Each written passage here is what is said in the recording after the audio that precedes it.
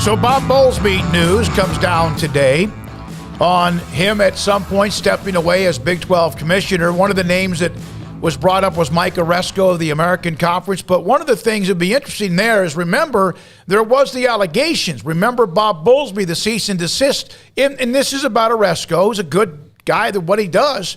But wasn't there the allegations as well that he might have been undermining with ESPN, or at least there was talk with maybe others to try to destroy the Big 12? And now all of a sudden that's a conference you might run? So I'm just throwing it out there. I don't know, but that's kind of what the cease and desist was with the Big 12 and ESPN about undermining whatever might have been going on behind the scenes with another conference picking or cherry picking the Big 12, which the Big 12 eventually did that to the American. Yeah. Well, and it was weird that the whole thing was to try to get the Big 12 to go the other way. You know, yes. I mean, like that. Yes. That was the strangest thing about that, in that, like, oh, we can maybe give you the power to destroy this conference, and I would think Mike Aresco might be smart for going like, this doesn't seem like it's all that good of a deal to me. It seems like you're having to help me do your dirty work so you save a bunch of money. And will that ever come back to the American? Like, had that gone down, ESPN would have gotten to do that. Would that money have really ever come back to the American? Probably not. Not in the way that they would have wanted to. Mike Bond, AD USC, former Cincinnati AD. The Big 12 take a financial haircut, but how much remains to be seen? If it's a big haircut, the Big 12 might be seen as a G. That's from Jack. Jack's upset. He doesn't like the future of the Big 12. I have no issues at all. I have no worries about the survival of the Big 12. We can't forecast whatever happens again down the road. We know that the SEC is getting more. We know the Big Ten's getting more. But after that, the others, the Big 12 is as good a position, as strong a position as anybody else in America as a conference, other than the SEC and the Big Ten. So I know Jack, and I know others. He's not the only one, but I appreciate Jack's the opinion. I don't think I think the Big 12 is as strong now, not as they were with Texas and OU.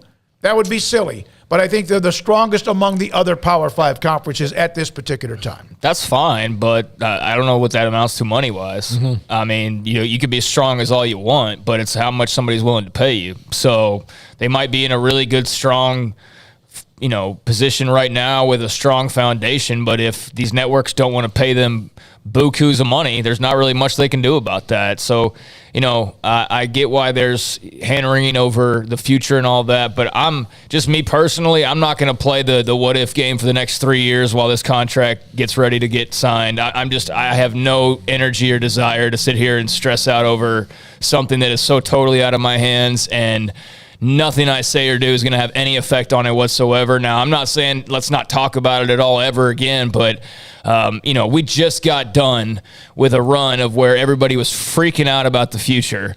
And I'm going to enjoy it while I know there's at least, something in place. And if the TV contract comes up in 3 years and it's not what it's supposed to be, then, I'll talk about it then. Or if there's signs before then that it's not going to be. But right now it's just a guessing game, I think, by everybody. Well, to me, that's why I think one of the key traits that the new commissioner has to have is someone who can navigate new media and what this TV contract is going to be and where they can maximize the dollar there. And look, the first person you're going to be negotiating with is Disney and ESPN and seeing what happens there. But, what can you do? Is there somebody else you can bring into it? And somebody who can also is going to have to sell the TV networks on that it's not just that college football, while yes, the classic brands do drive the ship, that there is room to grow new brands and new exciting teams and teams that are growing. I think in that regard,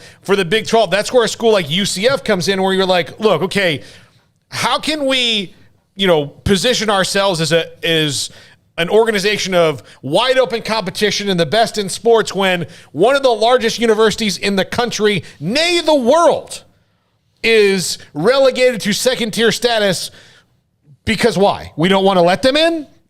How can you water things and let them grow, and then other places? And you're not just talking about the same ones over and over again, and it's going to be somebody who can sell that. It's a tough sell. There's no doubt about that, because the way people are ingrained in college, the way the SEC even got Texas and Oklahoma, and why that was a great idea was the SEC wasn't going for Texas Tech and Baylor. No offense, because they're not the brands. Texas and Oklahoma are the brands, and that's what makes the SEC now the super powerhouse that it is, because they went for the brands, because that's what people will easily go by. John Cunningham, the AD from Cincinnati, Stephen Lang brought him up. He actually will be with us at some point here during this semester. We thought maybe right before the NCAA tournament. That was pushed back a little bit. He's done an incredible job at Cincinnati. Mike Games, how about the AAC commissioner? Again, Oresco's name has been brought up. John Cortez, we did bring up Kirby Hocutt as well, the AD at Texas Tech. Yeah, we talked about just a couple of the ADs, Jamie Pollard and Kirby Andrew Hocutt. Oliver Luck. Oliver Luck. Oliver Luck, yeah, I mean, all those names make sense, and the Oresco one, even though it's kind of initially like, no, wait, but well, maybe, hey, that would be a step up for him too. I mean, it would be. So yeah, I mean, and I'm curious, are there any people who aren't interested because they feel like, hey, the future's not as bright as maybe they're making it out to be? It's entirely possible that there may be somebody like that out there, and if so, it'd be interesting to hear, that perspective and why. But yeah, I mean, I think it'll be a job that people are excited about, and they'll have plenty of candidates. It's just a matter of just identifying who those people are and who makes the most sense, and who's ready to do some dirty work and get down in there and fight for this conference, because that's what they need. They need somebody fighting for the conference and fighting for its TV rights and fighting for its brands, the same way that Sinky does for the SEC, and the same way Kevin Warren does for the Big Ten and whatnot. I mean, we hear those guys quoted all the time. We heard a lot of Bowlsby over the years, but need to make sure this next voice is as loud, if not louder. Yeah, and again, so there's always something, right? And Bob Bowlsby stepping down as the commissioner. As soon as the conference finds somebody, and again, Oliver Luck's name up on the message board, Sikkim 365 as well, there is no way that the announcement of Mack Rhoades and his extension with Baylor was just yesterday because. Well, there's no way that absolutely Baylor being, just in case, proactive. I don't know if Mack would have been a candidate. I don't know why he wouldn't have been a candidate. That's not because we cover Baylor. We've mentioned a lot of people.